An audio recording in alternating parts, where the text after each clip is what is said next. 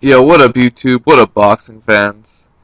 So, BoxingScene.com, they have a great article out. It's an interview with the Nevada State Athletic Commission's director, Keith Kizer, on the penalties that Chavez Jr. may or may not face.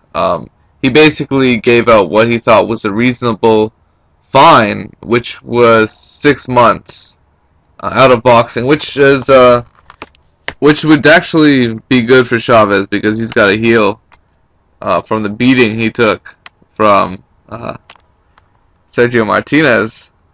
And he also mentioned, Chavez's positive test for furosemide, the diuretic against Troy Rowland, which that fight was changed to a no decision, and Chavez was fined only $10,000. So, even Kizer, he went back to when Vargas tested positive versus De La Hoya, and apparently, the Nevada State punishment for that was actually $100,000 for Fernando Vargas, and that was a 3% penalty for his purse. So if Fernando Vargas got a 3%, that's probably what Chavez is going to get around. Remember, Vargas also tested positive for a performance-enhancing drug in his knockout loss to Oscar De La Hoya. But Kizer also said the normal percentage was anywhere from 25% to 33%. However, considering Julio Chavez Jr. made $3 million, they're not going to take away that much.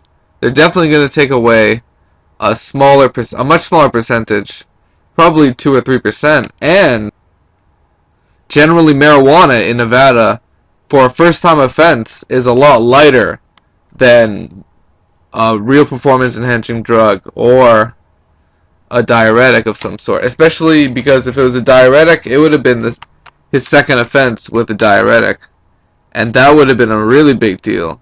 But I guess a lot of people might look at it and be like, oh, it's just weed. So, he's just an immature kid that needs to grow up, in a way. But there was also a UFC fighter, Nick Diaz, that was also fined for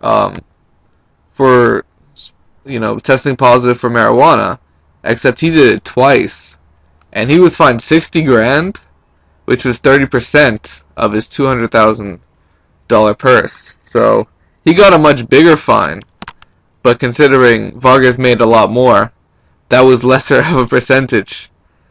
Surprise, surprise, right?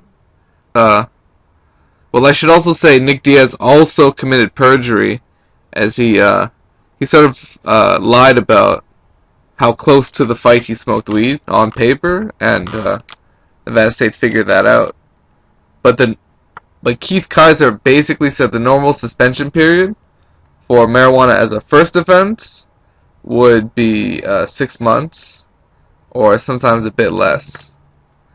And it looks like Chavez might be in the whole 200,000, 250,000, and that's an expensive fucking bill for smoking weed, but like, that's ridiculous if you think about it. But additionally, he'll be out for 6 months. So for now, it is what it is, guys. Peace out, take care.